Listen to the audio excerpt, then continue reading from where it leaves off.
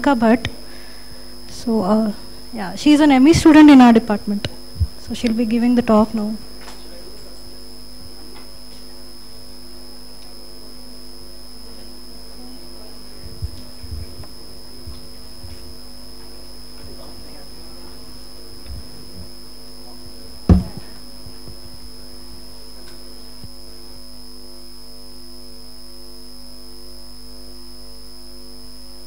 Now it's on.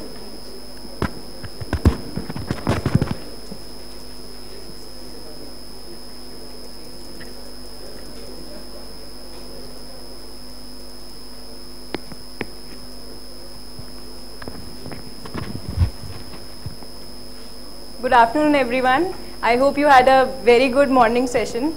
So I'm Priyanka and I'll be presenting on MOOCs. So those of you who are familiar with this term, very good. And those who are not, maybe I'll give some pointers about it in my presentation. So first things first, what are MOOCs? So these are massive, these are open, and these are online, and these are courses. So massive open online courses. So massive because of the millions of students who participate in these courses, open because you, me, everybody can enroll for these courses, and online because you just need to have an internet connection and you can start learning. So these are some of the countries that are active participants in these MOOCs, including India. And these are the subjects over which these courses are offered. For example, mathematics, science, business, information technology, arts, humanities, music, everything. So some big players in MOOCs now. So these are the big platforms on which these MOOCs are offered. So Coursera being the most famous, then Udacity, EDX, and Khan Academy. Now some big names that are associated are Bill and Melinda Gates Foundation, Mozilla, companies like Google, Pearson, universities like Harvard, MIT, Stanford, UC Berkeley, San Jose State. Now there is an Indianized version of MOOCs also. I think you must know NPTEL, right? So there are courses from IISc and not courses exactly, professors who give video lectures on that. So you can even access those courses, and you can also go for these courses that are given here. Now IIT Mumbai has also joined EDX. So if you want some Indianness also there, so you can go for that also. So now, yeah, so they have become so popular that 2012 was declared as the year of the MOOCs by the New York Times. So why are we talking about MOOCs now? So it has been observed that students who take online courses perform better on an average than the same students taking the same course offline. So this is very important. Also, the students, how much they learn in such a course depends on the kind of courses that is being offered and also the kind of students that are taking that course. So you need to be dedicated and set up some time schedules in order to be very successful in these courses. So what all are the elements of such an online course? So first there will be some video lectures that will be posted by the instructors so that you can understand more about this course. There will also be some tests and assignments so that your knowledge can be checked. And also there will be some discussion forums to help you with these assignments and help you in understanding these lectures. So I'll be discussing about these in a bit more detail now. So these lectures are generally just 10 to 15 minutes lectures where there will be some instructors. They'll just try to make you understand the subject with some examples, some experiments, something. Now you can learn it at your own pace. You're sitting at your home, you just view it at your own time. You can play, pause and repeat the lectures, and you can also take some coffee breaks in between. So now tests and assignments. So generally the tests and assignments will be of two forms. Either it will be some MCQ or it will be some short answer type assignment. So, but in each of them you need to take care of three things. First, what is the deadline and late penalty? So there will be some soft deadlines, there will be some hard deadlines, and there will be some late penalty if you do not submit it on time. Next, you also need to take care of the number of attempts that are allowed. You cannot, if there is only 2 attempts allowed, you cannot attempt more than that. And you should also take care of whether the assignment is timed or untimed. Also, there will be some online discussion forums. So on these discussion forums, you can post some question and the instructor and the students can come and discuss over that question so that you can form a more understanding over that subject. Now, it has been said that 52% certificate owners in a discussion forum were 52% certificate owners were very active in discussion forums. So that is sort of to give you a feel that you need to be active on discussion forums to get a more understanding of these subjects. and you'll feel more connected to the course if you're discussing in those forums. Now I'll tell about those the MOOC platforms in a bit detail. So I'll be talking about Coursera, edX, and Udacity. So Coursera is the most popular platform, and it was started by some Stanford professors. The unique thing about Coursera is the number of subjects that are offered here. So there are some introductory courses and there are some high-level courses also, but the range of courses is the most high in the Coursera.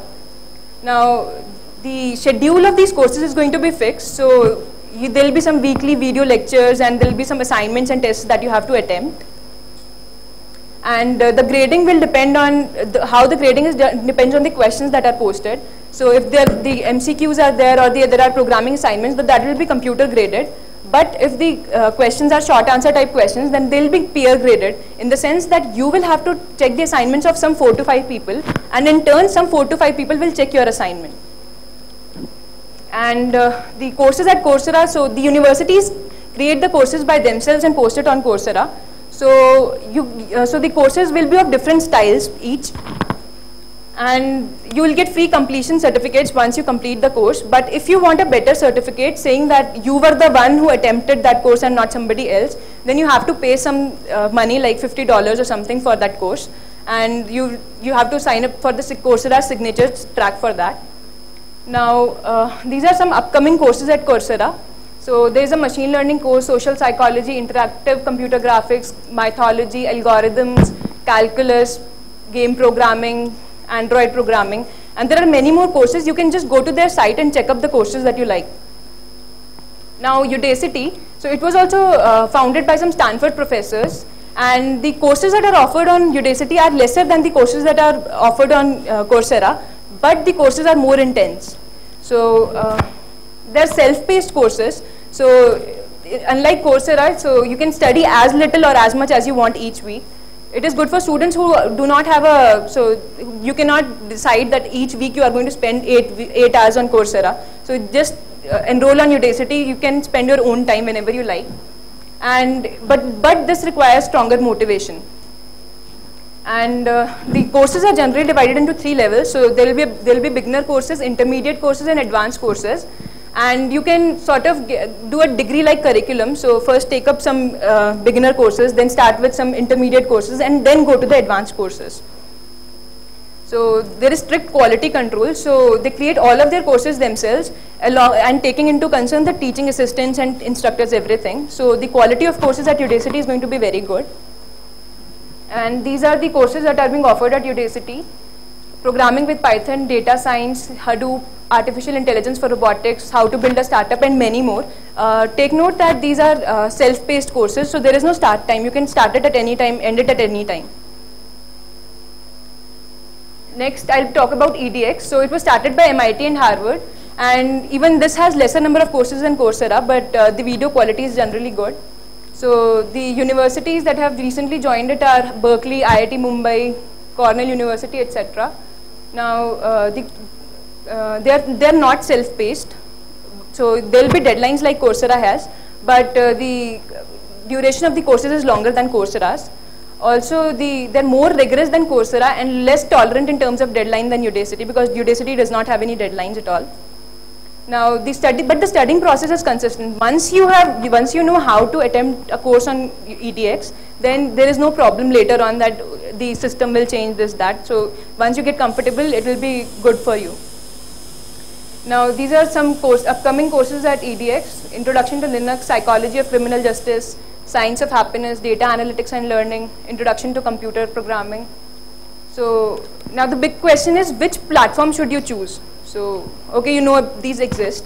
So which one should you choose now? So each one has its unique style, pros, cons, etc. Right? So first thing that you should do is that decide your objective. Do you just want to get an introduction to everything? What you want to get a feel of what courses are there, etc., etc. So if that is your objective, then go to Coursera and start the things. But if you want to go in depth, then go to Udacity and edX. But I think that will come later. Once you know what exists, what some introductory courses you take, then you can go to edX and Udacity, because they're more rigorous than Coursera. Now, how to enroll for a MOOC? Just go online, choose a MOOC platform that suits your need, interest, and curiosity, and then sign up for any course in that their catalog. So while signing up for any course, you should take care of three things: what is the duration of the course, what is the frequency of video lectures, and what are the types of assignments that are going to be given by the professor, because that will determine how much time you have to spend each week on that course. So if the course demands 7 to 8 hours per week and you have maybe some company you're going to, some internships, this, that, you might not be able to give that much amount of time. So these things you should be very careful about when you are trying to enroll for a course. Now, what are the benefits when you take up such a course? You'll get a certificate and knowledge. There is lots and lots of knowledge on the internet. So why you should take up these courses is basically not because of certification or any other thing, but knowledge basically. So in your local colleges, you might not be able to get access to good courses like machine learning, game theory, data sciences, etc. But these are the courses that are there right now in the industry. Right now, everybody wants you to have done such courses. So even if it is not accessible in your local college, you should go take some online course, learn more about things. It also induces self-discipline. So there is no teacher telling you to do it right now. There is no lecture at some particular time. So you need to set up a schedule and do it yourself. So it will induce some self-discipline also. And you can earn some internships at universities and companies, like this person, Feynman Liang. It will be a great addition to your CV.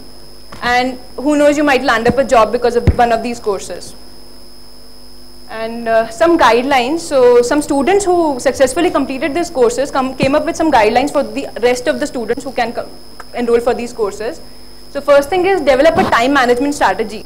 So you'll need to have a good time management strategy, otherwise you cannot complete these courses because there's nobody telling you to do it right now. So you have to decide when to do it.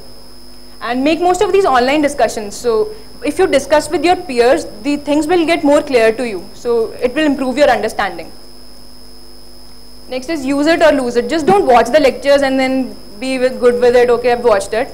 Watch the lecture, take notes, try to discuss it with someone, then your understanding will improve. And try to make questions that are useful to your understanding. Don't just grasp what is told to you. Grasp it good, then ask questions. Why this? Why not this? What if we do this? Try to discuss it with your peers on the discussion forums. Try to discuss it with your instructors, TAs on the course. Also stay motivated. It is not like you join the course first week, I'm very active, I love this course, this, that. It should stay throughout the 5 to 10 weeks of that course. You should be active on that course. And communicate to the instructor the instruction techniques that work. So maybe you do not like multiple choice questions. Maybe you like short answer type questions. Maybe you like certain style of teaching. Try to communicate this to your instructor so that in the rest of the courses, rest of the weeks of this course, the course is according to you people and not some arbitrary thing that is happening. Also make connections with the fellow students. So that is very important because that will make you stay motivated towards that course. So, but these MOOCs also have some limitations. So there is no credit. Even if you're earning those certificates, it might not count in your these credits at your university that I have done one particular course. So this has no credit as such right now. And even though you're learning there, but there is no hands-on learning. You're not learning it with your classmates in your college. So that is a problem. And the student-teacher ratio is also less, very high actually. So 100,000 students for one particular teacher. So you do not get teachers' particular attention. And this all leads to dropout rates of more than 90%. So traditional learning systems are still the best. And MOOCs will be complementary and supplementary. So take your courses that are in your local colleges, but also take up courses on the online classrooms because it will definitely add to your knowledge. So this is doing rounds on Facebook, this thing, so I put it here. So basically, if you increase just 1% of your knowledge each day, then in 1 year, it will be something like this. And if you do the opposite of decreasing 1% knowledge per each day in 1 year, it will be something like this. So learn each day, try to come up with something new, try to learn something new, and thank you and happy learning.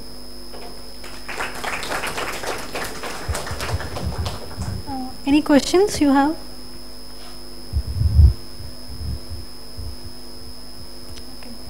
Okay, let's thank Priyanka for this talk. So So next up is a talk on how to prepare for GATE by Surabhi.